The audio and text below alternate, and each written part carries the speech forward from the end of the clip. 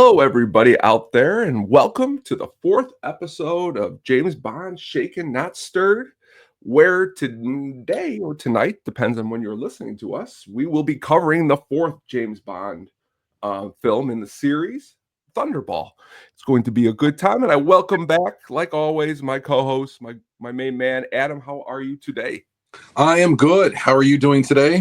Doing good, doing good. I wanted to share out there if anybody is interested. I did see on Amazon currently right now, you could get all of the James Bond films in a little nice box set for $50. So if you're interested on Blu-ray, that's actually a pretty good deal when you think about it. That's like just a little over $2 per movie. If you're interested in buying them and owning them, I saw that and I thought that was pretty cool and a pretty cheap deal. But besides that, let us get started, my main man. No new James Bond news this week. They have not said anything more since the Christopher Nolan hiring as director, so we got nothing to share on that front. But That wasn't Christopher Nolan, but I'm sorry, not Christopher. You already messed it up right there. Share his name. Denis Villeneuve. There we go. I didn't want to then mess up his name on top of sharing the wrong director. I was too busy thinking of the Odyssey trailer that I had just seen by Christopher Nolan. I don't know if you've seen that trailer yet. Looks like it's going to be amazing. If you happen to see any new movies out at the movie theater, that is going to be a trailer that is attached to it. But now on to Thunderball. Where are we at now with the series? Like, how is this one picking up from where Goldfinger left off? Let's start there. Well, it's getting back into the Spectre story. So it deviated from it for one film, and now we're back into it. And this is the Goldfinger was the only Connery movie that did not really feature Spectre at all. So they kind of got back into that story. And this budget, they kind of gave more of a budget to this one because coming off the success of Goldfinger, they really wanted to make a big splash, no pun intended, with this one. So they gave more money to basically the production design, the special effects, kind of you name it. And it shows in the movie. Does it make it a better movie? Well, we'll kind of discuss that part. But either way, Bond is just a huge international hit right now. So this particular film ended up raking in more than Goldfinger, and even adjusted for inflation, is still the most financially successful Bond movie of all time. And I don't believe that it really has a lot to do with the film itself. It's not a bad film. It's kind of middle of the road when it comes to Bond movies, in my opinion. But coming off the heels of Goldfinger, I think you had a lot of people flocking to the cinemas to see this one. So that kind of Goldfinger's success basically helped this one kind of rake in the box office that it did. Skyfall ended up getting, I believe, more money worldwide, but like I said, adjusted for inflation back in 1965, like this is to date the most financially successful Bond film there's been. Back what you said a few seconds ago, you said that they upped the budget on this one. So for Goldfinger, the budget was $3 million, and for this one, they tripled it. It was $9 million. Yeah. So just before what would you say, just by watching the movie, where was that money put compared to Goldfinger, would you say? Well, this movie, and this is going to go back to a conversation we had we touched on briefly in Goldfinger. You're asking the difference between Guy Hamilton and Terrence Young when it comes to their directing styles. And I said, well, Terrence Young is more of like basically they shot this in Panavision. It was the first Bond movie that was shot in Panavision. So the aspect ratio, the theatrical aspect ratio, is much larger on this one. It was 1.85 to 1. I'm sorry, it was 2.35 to 1 in this one, basically, which is what Panavision does, like CinemaScope. Mm-hmm. It hasn't been that large since Dr. No. So Dr. No was kind of your basically, it was filmed like, Dr. No was filmed in Jamaica. This was filmed mostly in the Bahamas. So they wanted basically a large aspect ratio to fit more in on a wide screen in the theater. You look at Goldfinger, it was 1.85 to 1 aspect ratio. Mhm. And For Rush with Love, which I discussed before, was kind of a little more claustrophobic movie. And that one was like 1.75 to 1, which doesn't sound like a bigger difference, but it kind of is when it comes to a theatrical release. At that time, watching it on TV, you wouldn't notice much of a difference. But in the theater, it's a big deal. So in the aspect ratio, when I say 2.35 to 1, I mean, that's kind of how wide the screen is. Think of the first number, the 2, it's not 2.35, it's 235. If you think about that, that's kind of how wide the screen is compared to how tall it is, like on the screen itself. So you can fit more in a theatrical release. So Panavision, which was kind of the rage at the time for theater releases like this, it was more expensive. So they had to up the budget for just that in particular. On top of that, you had to they definitely wanted to bring in like more special effects, more stunts, things of that nature. The filming techniques were a little bit different in this film. So, and then the locations themselves. So, in some of the set pieces and gadgets they used and things like that. And then on top of that, Connery's pay. It's his pay. Definitely went up, and that's kind of been from Thunderball through You Only Live Twice, and then he left the franchise and came back again, which we'll get into obviously later. It's a lot of salary haggling going on. So, but he kind of got his way because the people looked at him as James Bond, and the franchise kind of needed him in a way more than he needed them at that point. So that's kind of what went in the budget. That's why that budget went from whatever million to 9 million. The just to give a little bit, and then you can kind of fill it in. The background to Thunderball pretty much follows Bond trying to find two atomic bombs, NATO atomic bombs, and which were stolen by Spectre. Okay, and this kind of holds the world ransom. So, kind of, what's a little bit more than kind of what I said to kind of fill in the blanks? Well, that's basically the gist of it. Mm-hmm. So, Dr. No, they were messing with U.S. and Russian rockets, not necessarily nukes or anything like that, but this kind of like upped the ante to where instead of looking for from Russia with Love, looking for a coding machine. Goldfinger was different. He was trying to make that was for his own little personal gain, making gold radioactive with a dirty bomb. But still, a dirty bomb's a dirty bomb, and that can cause a lot of damage. This is something that can cause worldwide chaos and destruction. So it really upped the ante on this one, and it's kind of a formula Bond kind of followed. A lot of the films followed, especially a couple of Roger Moore movies that I like a lot, followed this type of formula of basically world domination and destruction is kind of when it really kicked into gear for Spectre. But the funny thing is too, like years later, this is the first movie that like Austin Powers really kind of used as an inspiration as well. Between like Largo's eye patch for number 2, and he makes a joke about hijacking nuclear weapons, holding the world hostage. Like Dr. Evil does that. So he makes a couple references to this, but the stakes are a lot higher in this one. So it's definitely, and then, Spectre before this, it seemed like they had a lot of like smaller little plans. One was just, and From Rush with Love is to get back at Bond and get a coding machine. And like the first one was all about, disrupting rockets, but this one is actually going to disrupt basically the entire world, destructively, financially, everything. So now that we've kind of given the background to the film, let's go into some of our new cast members in this one. So the new cast members, obviously you bring Sean Connery back as James Bond. There's no surprise there. They bring in, for the villain, Adolfo Celi, or Celli, however you pronounce it. He's an Italian actor, did basically Italian films before this. And he is the main villain, who's known as number 2 in this as well. He's the number 2 ranking Spectre official. His name is Emilio Largo. and you have Claudine Auger as the main Bond girl, Domino. And once again, her accent was a little too thick for what they wanted.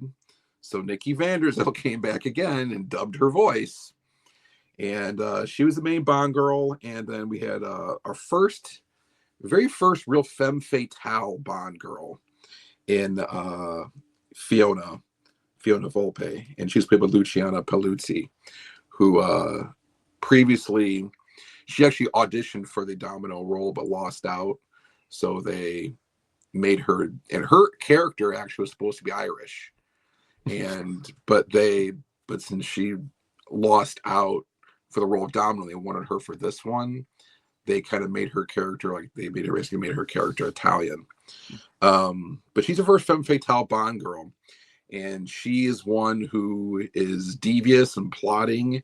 And she is kind of like Bond's polar opposite when it comes to, it's almost like his counterpart in a way, but like polar opposite when it comes to scheming, sleeping your way to get what you want. But she's fantastic in this. She's involved in many action sequences. She's just as devious and evil as they come.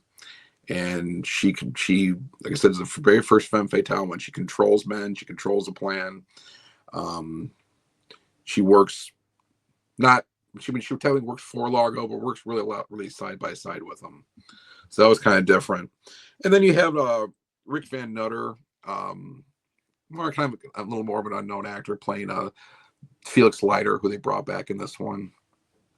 So he has his part in it, but that's the main cast. You have some other players in it, but those are the main ones. Nothing big in this one, but they all did their roles very well. And for what the characters called for, the performances, I don't really have a complaint about those whatsoever.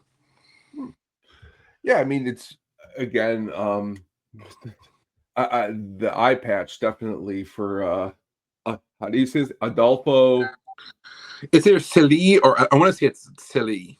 So okay, Sully, guys, it's I very very very awesome performance in the movie. Out of our first four that we've watched, I wouldn't say it was my favorite, but still memorable in its own way.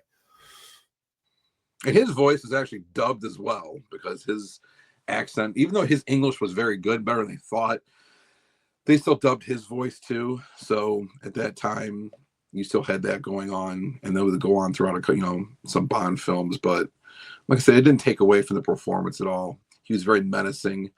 You can tell at the beginning when they're in the kind of a Spectre meeting room when Blofeld does kill one of these Spectre operatives in the same way. Like I said, Austin Powers took that again away when they killed Will Ferrell, or tried killing Will Ferrell initially, with the chair going back and all that and electrocuting everything. You don't see any emotion coming out of Largo's face. He basically licks his pen and keeps writing his notes down. He just glances over, sees the dude killed, whatevs, keeps writing on what he's doing. So this is a bad dude, and he is evil, and basically that's probably why he is number 2 in the organization. But the cool thing is, kind of like if you're watching the movie, at least if I was back in 1965, it'd be kind of interesting for me to see, okay, now we see number 2. So the only place we can go from here now is up to Blofeld number 1. So I wonder if really people put that together back then and say, okay, we're seeing this guy now, so the next one has to be Blofeld. Just again, very I always think about in these movies, every movie's got a villain. When's if they were all able to cross paths at the same time, you know what I mean? Like, who would be more of the top villains, who would be more of the side players, you know what I mean? Like, but that's what's cool about just digging deeper into these movies and in Spectre. I mean, it's a huge world that was created. And I can't even imagine that Ian Fleming would have thought how big it's gotten to this point. But as Thunderball rolls on, I mean, the cinematography in the movie looks really good by Ted Moore.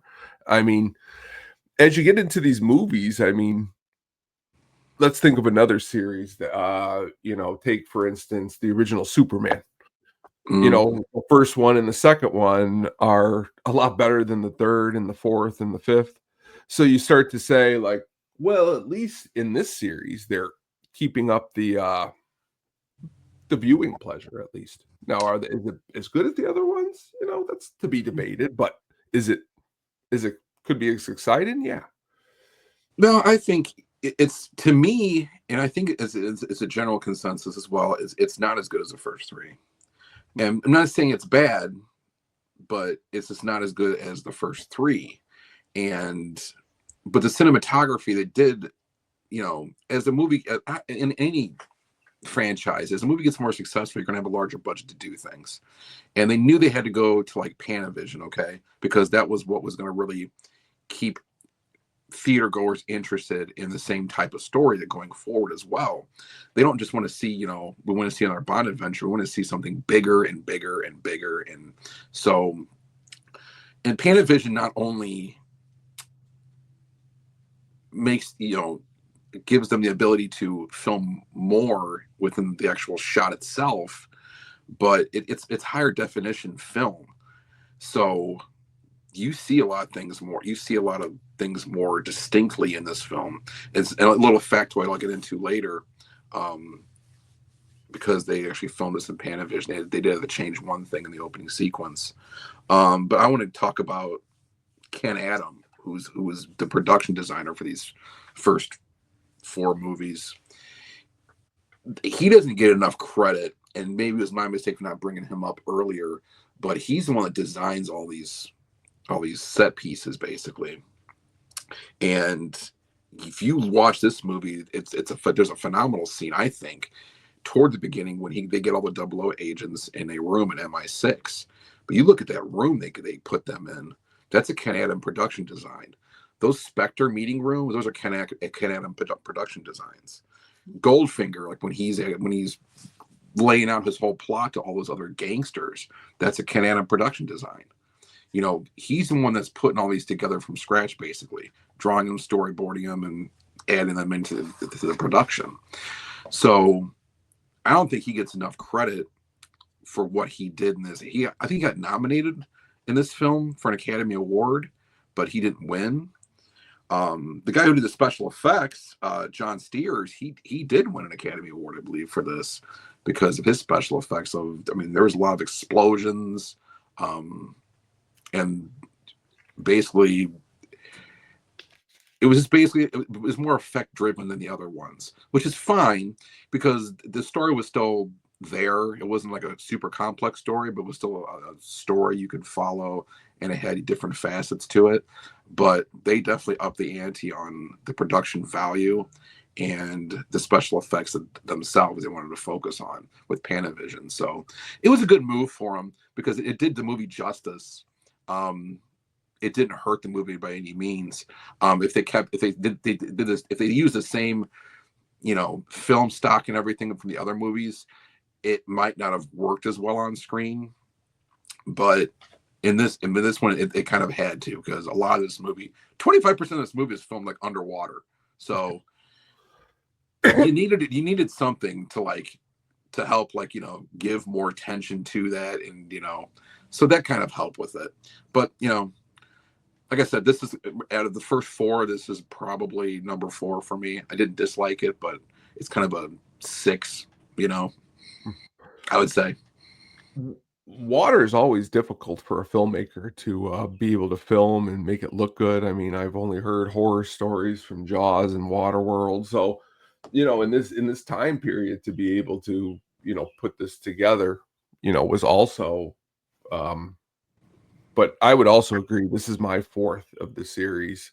I've always had a real reason I didn't like it was I think it could have used a better title.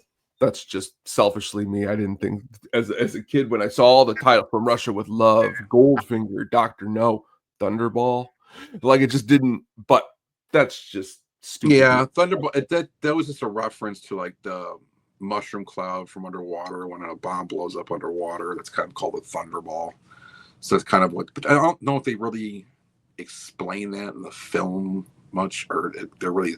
But either way, it's It's an just okay title, but that's what I mean. It's an okay title. okay. It's the fourth of in as our what we enjoy. But let's move on to the soundtrack here. We've got the Thunderball soundtrack. Okay, it came out in 1965. You had the great Tom Jones singing the title theme. What's your feelings on Thunderball, the title theme? That's a good title theme. He was probably the largest star that's done a Bond theme to date at that point. And not that Shirley Bassey was anything to shake a stick at, but I don't think she was as popular as Tom Jones in 1965. But he is kind of funny too, because the last note he holds off at the end of that film, he almost passed out too, just much like Shirley Bassey was passed out for that Goldfinger one. But it's held up very well. And the variation of the soundtrack throughout that movie is done pretty well too. So I think it probably stays on par. I mean, obviously Dr. No was kind of a different story because he didn't really have a specific theme for that. From Russia with Love, probably it was okay, but it wasn't as memorable as Goldfinger. This wasn't as good as Goldfinger either, but when it comes to soundtracks, this is probably right behind Goldfinger for me in the first four films. You have John Barry Orchestra coming back into the fold. This is his I think it said the third soundtrack that they're working on in the series. So I mean, that's what's cool, I guess, in a lot of different series. Like take for instance, even Indiana Jones. You bring familiarity to the soundtracks, but different in a good way. And as you stated, Tom Jones being the biggest star at the time, I mean, it's probably opened the door to always be able to try to get some of the biggest stars to be the, your main song singer, because they've gotten some great ones that we're going to cover throughout this. Yeah, and this one kind of opened the door for that. And so after a long time, I shouldn't say after a long time, but after a while, like people will start seeing who's going to be the next person singing the next Bond theme. It kind of started with like Tom Jones.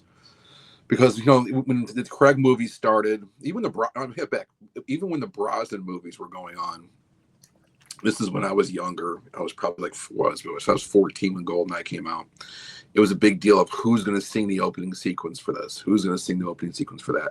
And I also imagine during the Roger Moore films it was that way too. I'm not sure how big it was during the Connery films, but yeah, Tom Jones was one that I think kind of set that off, saying, for musicians and singers, songwriters, whatever, to be like, hey, I want to actually be a person who sings an opening sequence for a Bond film. Just which I'll have to also, which would be a very interesting thing to do too, is all the people who have submitted songs for the soundtrack, but they didn't get picked. Like for this one, Johnny Cash submitted a song with the lyrics all having to do with Thunderball, but it's kind of hilarious to think of Johnny Cash being the the main soundtrack guy instead of Tom That's Jones. actually, I think you can hear that on YouTube or somewhere out there. Johnny Cash's version. It's somewhere, I think. I thought I heard that. I could be mistaken, but there's a version of that's out there somewhere, or he recorded his own version of this after this came out. It wasn't his original one he wrote, but this was he sang the one that was actually written. Just very but just interesting to think about. That's actually a really, really, really cool this character on the screen here, isn't this the guy you always say at the game or something? Vargas? Is this Vargas? Yes. Vargas is I mean, this guy is, if you just look at this dude, this guy's got dead eyes. He's a great henchman. He doesn't have superhuman strength or anything like that, like Oddjob did. But he obviously was very loyal to Largo and Spectre. He was pretty menacing, and he had basically no soul. His death scene was quick, kind of out of nowhere, but it was also one of the famous ones when Bond shot him with the spear gun and made the whole Bond comment. I think he got the point. It's that's one of the most things that's remembered about this guy. But yeah, Vargas was a pretty good henchman. For the thing is, he was a henchman, but had to share, like, how should I say, henchman duties with Fiona. So like it's almost like they had a female and a male henchman, but she was a little more involved in the story than he was. He was kind of along for the ride, whereas she was kind of pushing the plot along a little bit more with what she was doing. So I don't think like he was really as good of a henchman as she was, but he was still good.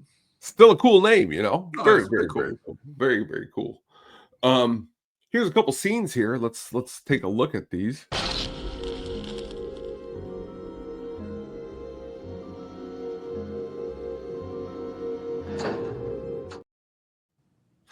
Um, I think that scene's really cool.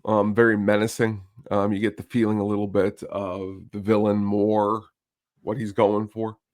Yeah, that's what I was saying earlier. That Largo just that didn't phase him. That one of those guys got murdered like that. He didn't break a smile.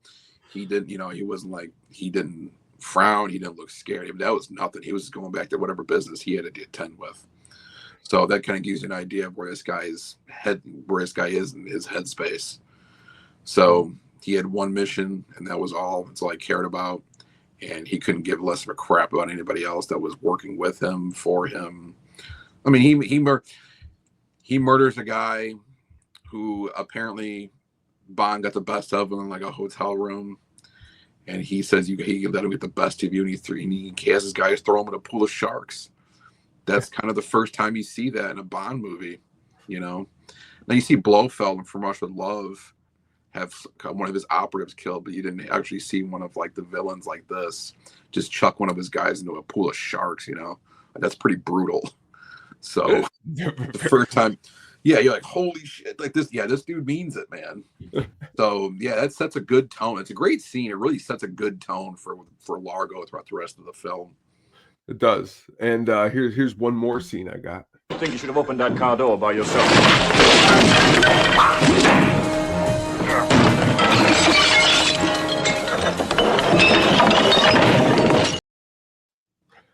Bond always fighting in his movies are great for some reason, because they're like, I don't want to say funny in some ways, but he's always like, he just makes it out. I think he's not always got the upper hand. No, he doesn't. But it gives him a very human element that he doesn't always. Oh yeah. But this movie kind of harkened back a bit from Rush with Love, where some of like the fight scenes were as violent. Like this is a very violent Bond movie. The deaths were violent. The fights were brutal like that. Like you see a lot of like quick just jump cuts, man. This quick cuts throughout the fights, and like you'd see the film be sped up on stuff too. Which I'm not a big fan of that, because it kind of looks fake when you speed up the film right on it. And during the fights, like at the end of the movie, when the boats actually looks like it's going to crash into something, you see like they're using like a green screen or whatever in the background. Great. It's going so quickly through there, it just doesn't look realistic. But like these fights, I mean, like were shot kind of like that, and they were just like cut after cut after cut after cut. So there was like 1 second cut here, 2 second cut there, but they were brutal, man. You're throwing people into things. They're getting beaten with pokers, stuff thrown on top of them, and the guy he's fighting there actually is Bob Simmons, the stunt coordinator. He's the man in drag, and he was also the guy in the car that Fiona blew up.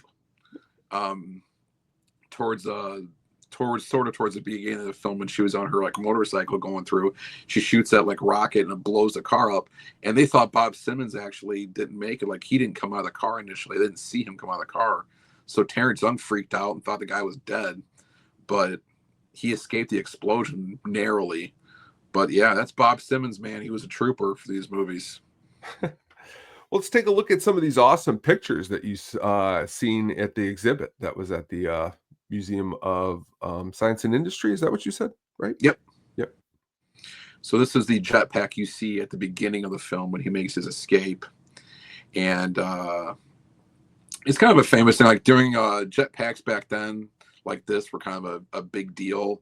They used something similar to this. If you ever watch like NFL Films videos of the first Super Bowl, At the beginning of the game, they had a guy use a jetpack like this and kind of fly around the Los Angeles Memorial Coliseum. So obviously it wasn't Bond doing this. I'm pretty sure it's probably Bob Simmons doing it or one of the other coordinators. Who knows? It But said, actually, the research said engineer Bill Suter. okay, so it was Yeah, just him doing it, yeah. And So it but said that would only make more two sense, people in the world were qualified to fly it at that time. yeah. So Interesting. yeah, but like that, like, people seeing this on the screen kind of blew them away the first time, even though it wasn't really a big thing. He just flew over like one wall basically, and it kind of just came down. But Wow. one of the most memorable things you think about in this film was like Bond in the jetpack, putting his helmet on, and then just escaping that way. And then the other one you seen was this one. Yeah, throwing the underwater little vehicles they'd swim behind and use to harpoon. You can see the little harpoons on top of them. Cool. Like I said, 25% of this movie, which I think is a little heavy on how much they shot underwater. I mean, I get it's a film that features that, but for scenes underwater, I mean, like you said, they're tough to film, and a lot of the people that were filming, I think they had 60 some odd divers for the final underwater battle. You can imagine the chaos and the difficulty in filming something like that. And they all had little, units and stuff like this to carry around and use props and stuff. But this is one of them they used in that movie. And it was pretty neat looking at they were swimming on. They weren't like little vehicles. They were just like, swimming and holding these kind of, and then just using them to accelerate, propel, and then shoot the harpoons out. Very, very cool. Let's get to the final part here. What trivia? You got any trivia lined up or anything that So one of the things I noticed in this movie was, this isn't so much a trivia thing, but like Domino's name obviously is Domino. Dominoes are black and white. Pretty much throughout the whole movie, with the exception of one scene, she's wearing black and white attire. And I was reading about something because I was looking into that, and I guess towards the beginning of the movie, you see her wearing black. And then you see her wear black and white when she is deciding whether to, basically, it's not like she's wearing black because she's with Largo. Then she's wearing black and white because now she's starting to slide to the other direction towards Bond, but she's not sure. And then towards the end of the movie, at the end of the movie, she's in all white. Ooh. So that's one of those things they adjusted, like, throughout the movie. That may be a coincidence, but that was just something I thought that was kind of cool. But trivia-wise, it's the only Bond film to date that features all the 00 agents at one time in a room. You obviously saw Sean Bean as 006 in Goldeneye, but this is the only one that shows like you don't really see them very much, but like you see on the back of their heads, but they're all there. And of course, Bond's the one rolling in late. And that's in that same scene I was talking about with Ken Adams, that production design with that giant room they were in for MI6, which I thought was an awesome set piece. Martine Beswick, who played Paula Kaplan, who had come a smaller part in that film. She was actually one of the gypsy girls in From Russia with Love that you saw fighting during that movie. They brought her back for this film for that kind of small part. But also, it's the first Bond movie to have Connery in the gun barrel sequence. This was going to bring up earlier because of the Panavision. So since Panavision is more high def film, you couldn't use Bob Simmons in the gun barrel sequence because you can see it's Bob Simmons. So now that you can see who it is, they actually had Connery actually be in the gun barrel sequence this time. So you can actually notice him. And it's also the first gun barrel sequence where the dot goes around the screen and the film starts from inside the dot. It comes out like that. The other films did not do that up until this point. It's also the first Bond movie that you do not see James Bond smoke. He is done smoking, basically. Unless it's a cigar or something like that here and there. He is not smoking cigarettes anymore as of this movie. The explosion at the end of the film with Disco Volante, the boat, where you see, after Domino, spoiler, after Domino kills Largo, she's the one that kills Largo in the back of the spear. For some reason, they're just sitting here chatting for a minute while this boat is spinning out of control, which I never kind of understood that. Like, I don't know why, like, the first thing they'd be doing was get control of the boat before we start talking about, who killed who. But that explosion was like the biggest explosion like recorded on film up to that point, and it blew out windows like 20 to 30 miles away. So it was a huge explosion, but that's the one that I think got John Steers, probably John Steers, an Academy Award for something like that, because that was a huge effect. And then Luciana Palucci, who played Fiona, she actually acted in a movie with Terrence Young previous to that called the American release was called Tank Force, but the British release is something you'd be familiar with. The name would be familiar with because it was called No Time to Die. Oh, so that was back like 1958, and it was a movie with Victor Mature, and so she was playing opposite of Victor Mature in that movie, and Terrence Young did direct that. So that's probably I'm assuming that's where he got the idea of her auditioning for the role of Domino initially, but then getting the role of Fiona. And the last one, do you have a picture of Largo real quick you can bring back up? Where is he at here? Hold on a second. I got him. Okay. That guy, Adolfo Chili, however you want to say it. That man right there, I am not lying to you. He was 43 when this movie came out. Whoa, that is my age. Whoa, that's also my age. Look at us. We're doing better than Largo. Maybe not financially, but but I could not believe my eyes when I read that. I looked this guy up. He was born in 1922. When this movie came out, it was 1965. So, I mean, actually, if you think about it, this is probably filmed in 1964. So he was technically younger than us when this movie was filmed. Wow, folks, that blows me.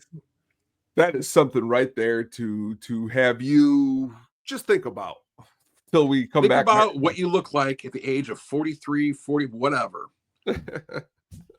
You're doing okay. Excellent stuff, my man. Thank you so much for joining in on our fourth episode today on Thunderball, fourth James Bond movie. Please stay tuned as we come back for the fifth movie. It's going to be even more fun. This was honestly, it's always great because you look up stuff that even I missed. Some really great stuff there.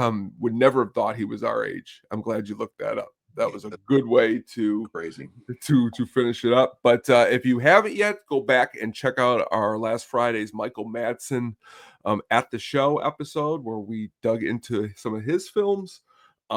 Check out this week. We're going to have a bunch of stuff dropping. Check out the articles that are on the sadisticpenguinstudios.com.